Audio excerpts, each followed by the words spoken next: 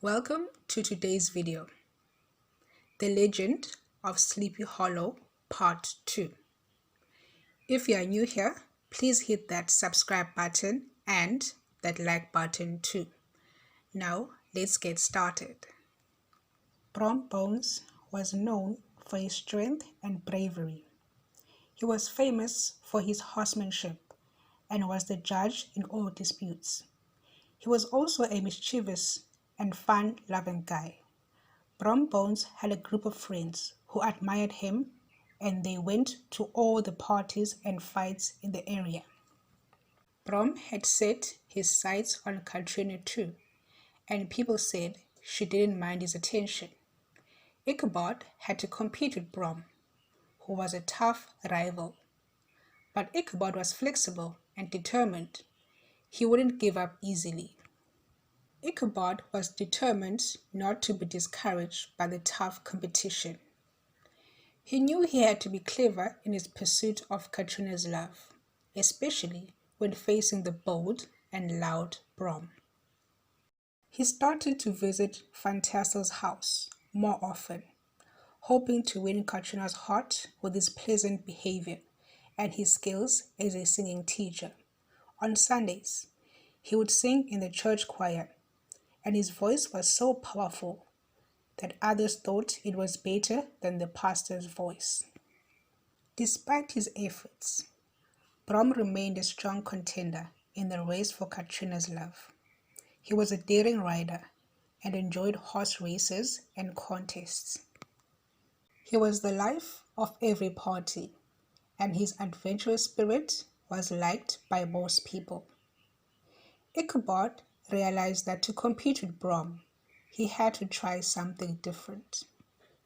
One evening, at a gathering at Fantassel's house, the local ladies asked Ichabod to tell ghost stories and tales of the supernatural. Ichabod was happy to oblige, and he began to entertain the crowd with scary stories, bringing out fear and fascination. He spoke of haunted fields, bridges, and houses, including the story of the Headless Horseman, a ghost that rode in the town of Sleepy Hollow at night. His storytelling skills captivated the audience, and they listened to every word he said. Ichabod had cleverly found a way to make himself stand out in the eyes of Katrina and the other young ladies. He had discovered a new plan in his mission to win Katrina's heart, the power of storytelling. This move made Katrina interested, and she found herself drawn to Ichabod's interesting stories. Brom, who was known for his strength and bravado, couldn't compete with the charm of supernatural storytelling. Ichabod had gained an advantage in the battle for Katrina's love. The stage was set for a memorable showdown between Ichabod Crane and Brom Bones, where their different qualities and methods would be tested in the mission to win the heart of the lovely Katrina Fantassel. Things continued like this for a while without any big changes in the situation between Ichabod and Brom. One fine autumn afternoon, Ichabod sat on a tall chair where he usually watched over his students. He had a ruler in his hand, a symbol of his authority. The cane, used for punishment, was nearby, ready to keep misbehaving kids in check. On his desk, there were items confiscated from the children, such as half-eaten apples, toy guns, spitting tops, and paper roosters.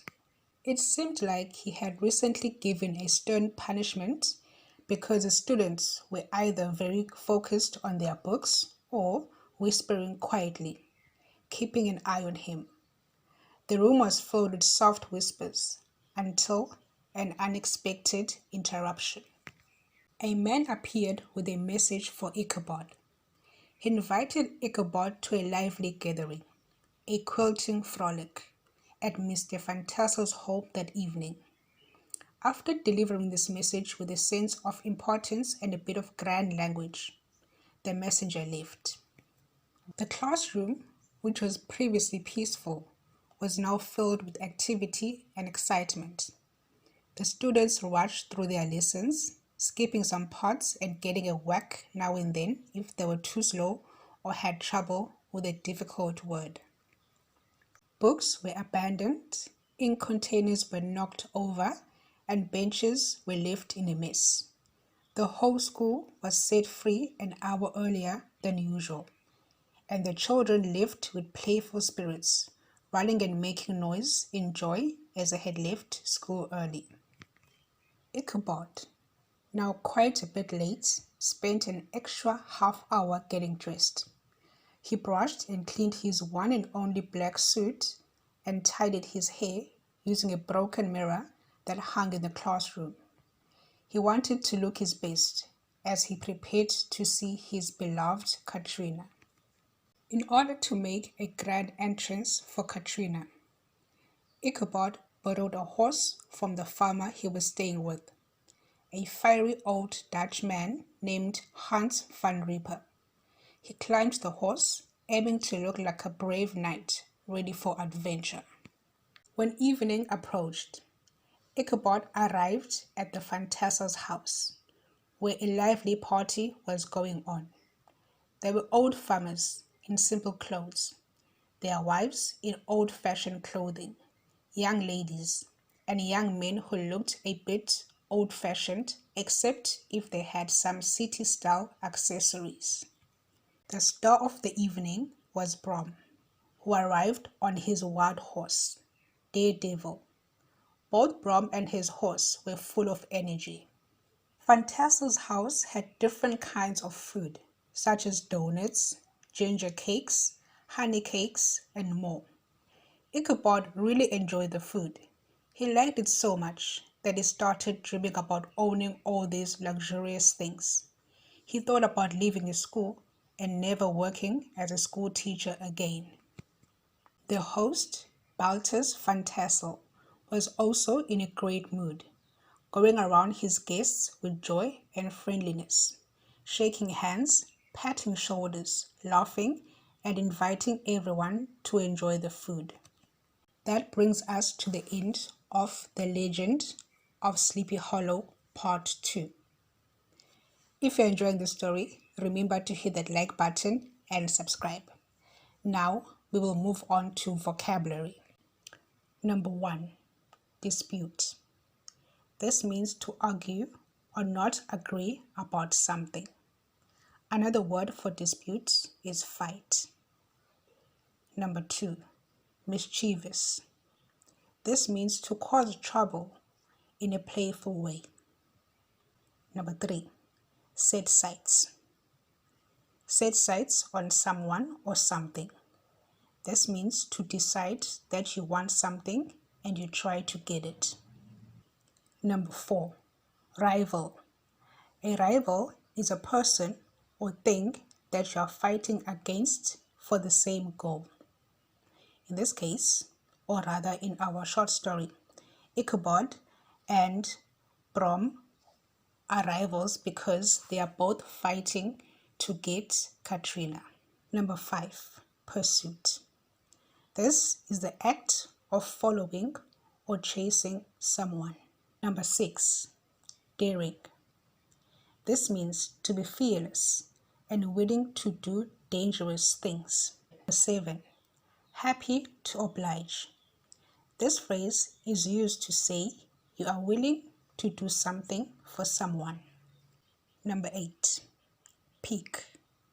This means to cause interest or curiosity. Number 9, charm. This refers to the power to attract people. Number 10, keep someone or something in check. This means to keep someone or something under control. Number 11, confiscate. This means to take something away from someone as punishment. This is done in order to make the person suffer because they've done something wrong. Number 12, accessories. Accessories are things like earrings, necklaces, bags, which help to make you look more stylish or more beautiful. Number 13, luxurious. When something is luxurious, it is very comfortable and expensive. Number 14, stand out. Stand out is a phrasal verb that means to attract attention or be noticeable. Number 15, drawn to. This means to be attracted to something or someone. Number 16, crowd. A crowd is a large group of people in the same place. Number 17, fascination. This is the state of being very interested in something or someone. Number 18, audience. This is a group of people together in one place to watch or listen to someone or something. Number 19, fiery. This refers to a person who gets angry easily. Number 20, abandon. This means to leave a place, a person, or a thing. That was our vocabulary. I hope you find it useful. Remember, if you would like to improve your English with me, book a lesson. I will leave a link to my profile in the description box and also in the comment section. Thank you very much for watching. Remember to like and subscribe.